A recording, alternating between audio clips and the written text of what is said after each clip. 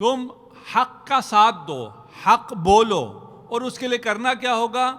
عمل کرنا ہوگا۔ وَعْمَلَ لِلْأَجْرِ، جو بھی عمل کرو وہ آخرت کے لیے انجام دو۔ حق کا ساتھ کیوں نہیں دیں گے؟ یا خوف کی وجہ سے یا لالچ کی وجہ سے۔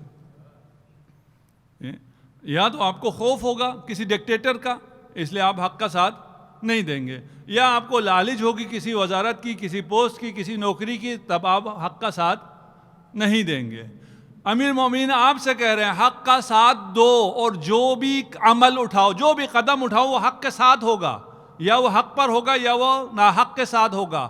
ہمیشہ اجر کو نظر میں رکھو، آخرت کو نظر میں رکھو۔ اگر خوف کی وجہ سے کوئی قدم اٹھاتے ہو تو خوف خدا دل میں پیدا کرو، تم حق کے ساتھ رہو گے۔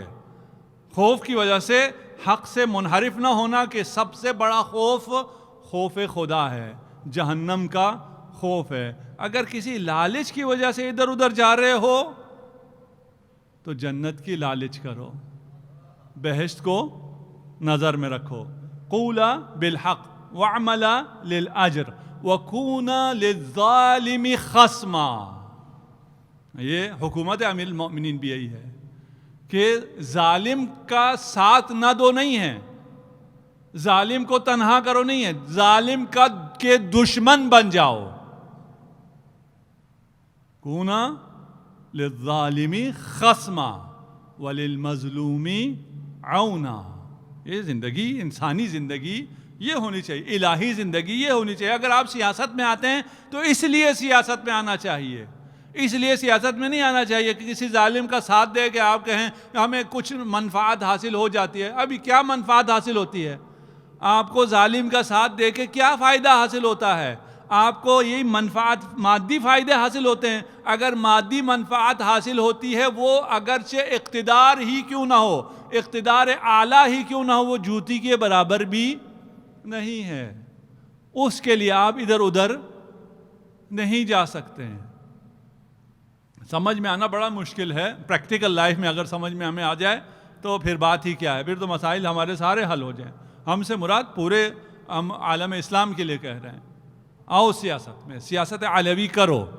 اگر کوئی مرد ہے آؤ کرو، اور پھر دشمن کے خلاف، ظالم کے خلاف کھڑا ہو جائے، ظالم سے کا دشمن ہو جائے، بتائے کہ میں ظالم کا دشمن ہوں، اور اگر ظالم اسے خریدنا چاہے کچھ چیزوں کے ذریعے، کچھ منفعت کے ذریعے، کسی پوسٹ کے ذریعے، کسی ٹکٹ کے ذریعے، کہو نہیں مجھے نہیں چاہیے، میری سیاست یہ نہیں ہے میں چند ٹکٹ لے لوں، میری سیاست یہ نہیں ہے کہ میں چند مادی منافع حاصل کر لوں۔